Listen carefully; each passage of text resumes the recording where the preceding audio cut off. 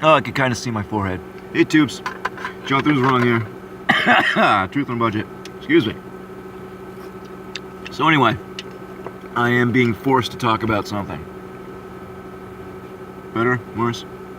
So, I like to keep up to date with, scientific news, all that stuff, just to see what they're telling us. So anyway, I haven't seen anyone else in our field talk about this yet, but I keep seeing, I've seen it multiple places now, that supposedly, this is what scientists are saying, just complete nonsense. We all know it's nonsense, but anyway, scientists are saying that something enormous punched its way through our galaxy recently. I've seen it on multiple little, science-y news outlet type things. Couple channels talking about it. Obviously none of the channels I follow, but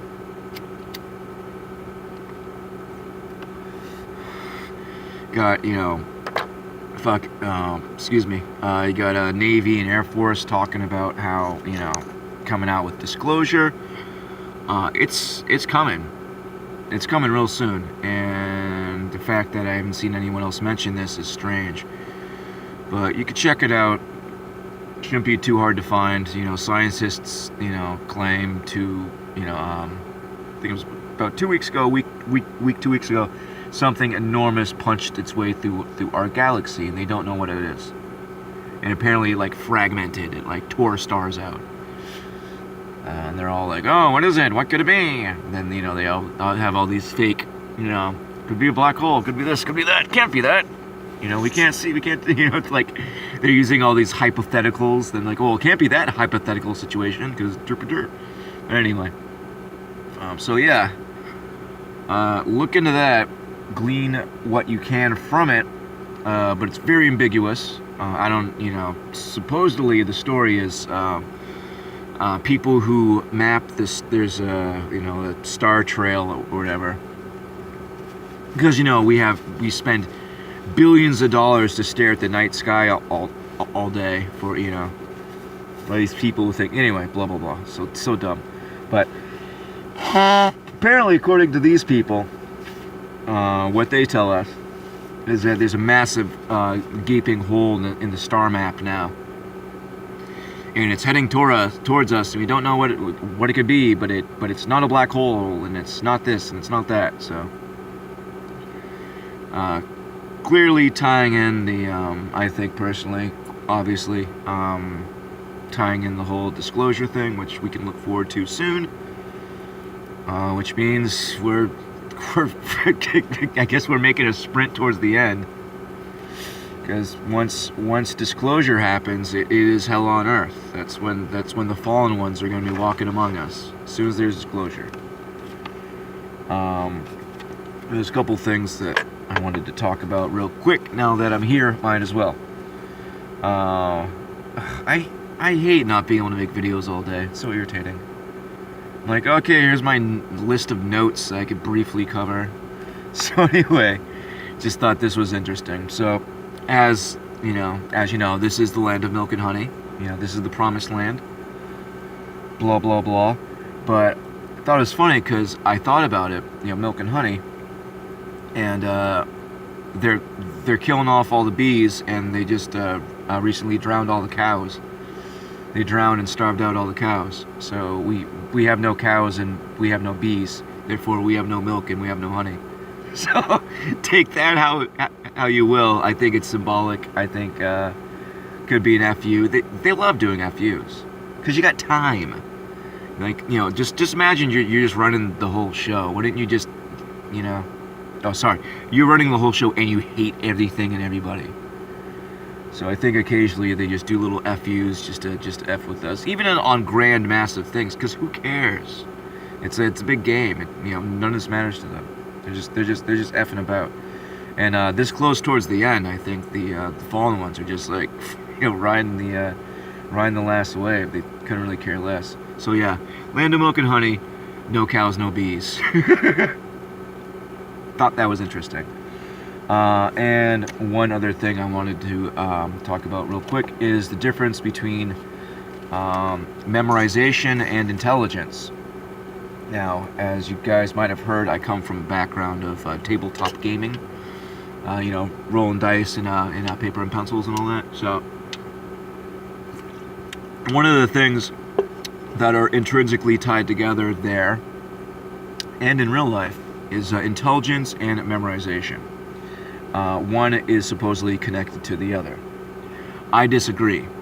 I believe that they're polar opposites.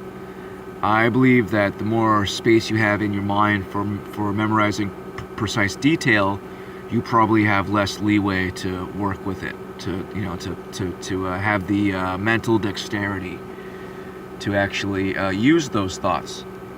Because think about this.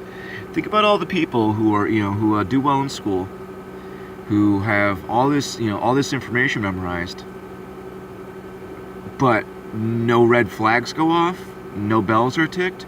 The second I started studying biology, I was like, what? Stuff didn't add up at all. Like this is supposed to be an accident.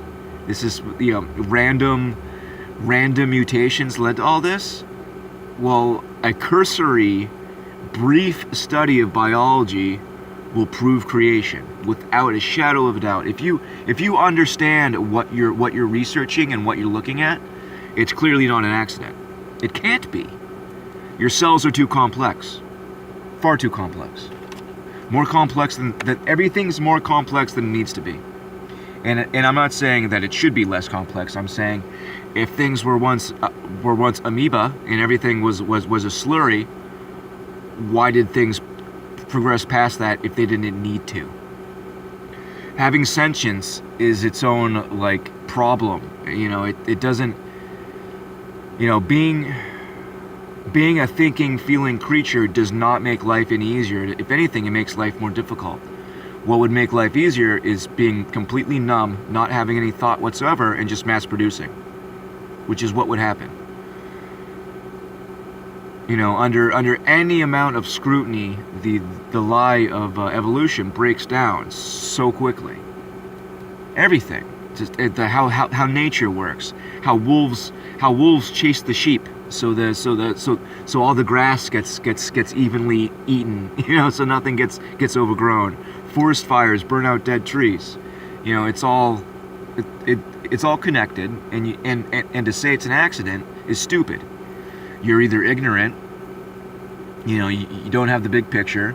You choose to be ignorant because you just can't bother to actually go against what you're told, and can't take that leap of faith to be hey, let's go ahead and assess what I know, see if it makes sense. And lost my train of thought, but that's basically the point I'm trying to make here. You have these people that have memorized all this information, but if I had access to literally word for word verbatim, print information in my head that I could quickly access, I don't understand how you could have instant access to that much information and still think you're a mutant monkey fish on a spinning ball, and everything's accident and nothing matters. It just doesn't make sense to me. Unless there's either a disconnect, or you're just not that bright. You could take the information, you could store it, but you can't manipulate it because you're just not smart enough to. You're it's like being an information layman. You're someone that might be useful for carrying information to and fro, but as far as actual, artisan work with said information, you can't do anything with it. It's above your grasp. That's why I think most people are capable of memorizing things. It's not too difficult for most people. My brain tends to forget specifics, names, dates, numbers, stuff like that. Sorry, there's a ceiling right here, so I'm not gonna do that. Just gets all over my face. So I gotta do the seductive Well, you can't even see what my other legs do. So I'm doing like a... Oh, can you? I have no idea. That's my knee. Probably can't see it. Probably just see my glowing forehead and my nose. That's all I am, a forehead and a nose. So feminine, too. I think about that all the time when no one's really saying I'm a tranny anymore. But that always makes me laugh. But anyway, let's see. So yeah, we live in an age where the ability to memorize is equal to the ability to think, and it is not. The ability to memorize is useful, but the ability to actually use your mind is far more important. You know, because we can write stuff down. stuff can be recorded. You know, so being able to memorize stuff's not really that important, but it is considered important. And I think that's because they want that disconnect. They want you to memorize the multiplication table. They don't want you to be able to, work numbers in your head. Like growing up, with me nowadays, the Common Core stuff's a total nightmare. But they wanted you to memorize a multiplication table. I didn't really see the point in that. Then you have to picture a whole table anytime you want to do any multiplication. I learned how to work the numbers out in my head. I learned that 4 times. How I do multiplication is I break it up into easier chunks in my head and just do it. For just quick example, 4 times 4, I would do 8 plus 8 is 16. That would be the mind. I would break it into easier pieces and then put it all together. And that's how I do math in my head. I break it up, I do it, and then I add it all up. What they wanted me to do in school is to look at a chart, 1 2 3 4, 1 2 3 4, boink boink 16, and just remember that chart. That's nuts. Why would you want to have why would you need to have a whole chart memorized? Memorize a whole chart, and then what if you're doing numbers larger than the chart? What if you're going over 100? Then you have to adapt the chart. Start adding zeros, I guess, or oh no, this is when decimals come in. No, you shouldn't be memorizing any charts for any reason. It's silly, and that's what it leads to. People there's a disconnect between them and the information, and they're just storing it. Because think about how much I get trolled all day every day from people like, I'm a scientist, I have a PhD, I have this, I have that. If you're okay, let me try to make some eye contact here. Okay, listen, honey. If you've spent 6 to 8 years in school, and you've advanced school on top of another 8 years in regular school, and you've spent all this time learning all this stuff, and you're still following a narrative that has zero evidence. There's no proven curvature anywhere. There's no movement anywhere. We haven't been to the moon in 60 years. Why would we ever leave? Why would there not be a base on the moon? Why is there no biological evidence for evolution? Why is there no fossil evidence? Why are there still monkeys? Why did a man just prove that when things adapt, they lose genetic code and cannot go back to what they were? Meaning that it is not an evolutionary process. When you adapt, you lose information when you adapt. A Chihuahua will always be a Chihuahua. It will never, you can breed it with other dogs, but if you breed Chihuahuas, they're always going to be inferior. They're always going to be a shit wolf. And that's not evolution. That's you forcing mutations on things. And most dogs have horrible health problems because we've spent years deforming them. and even worse so since the Victorian age when stuff went full on bananas. But anyway, how can you spend all this time in school studying all these things and not actually think about what you're studying? All right, you have a PhD in nonsense. You have a PhD in fake, like, non-existent fairy tales. Think about that. You spent the best years of your life memorizing nonsense, and you never stopped to think about any of it. All right? So, like, people, like, oh, I feel sorry for you. Do you? I feel sorry for you.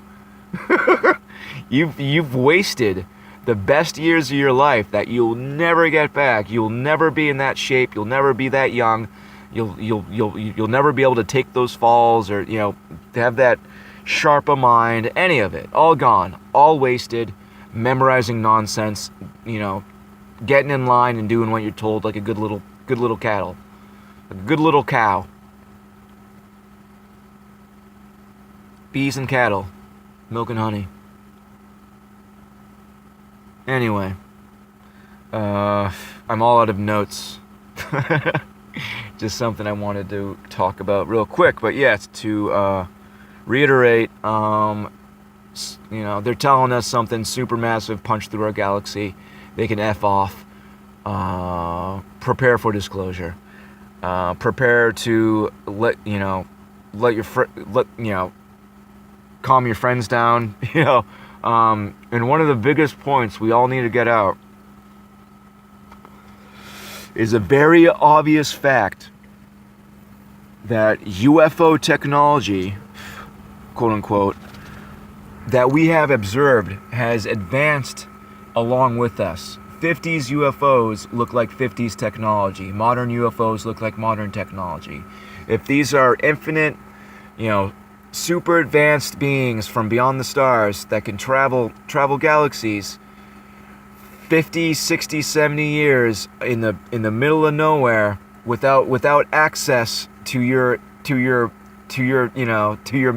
shops, to your warehouses, to your versions of them, you are not going to develop better technology over something that is literally the blink of an eye. Because were any of this stuff real? Were the aliens from other galaxies? They would be so far advanced that 70, 100 years of even our technology would mean nothing to them. All right? Why do 50s UFOs look like hubcaps and, bowler hats, and modern ones look like H.R. Geiger, sci-fi nightmares? Do you know why? Because they're for us. They're so we have something to wrap our heads around and focus on and think and, be misled.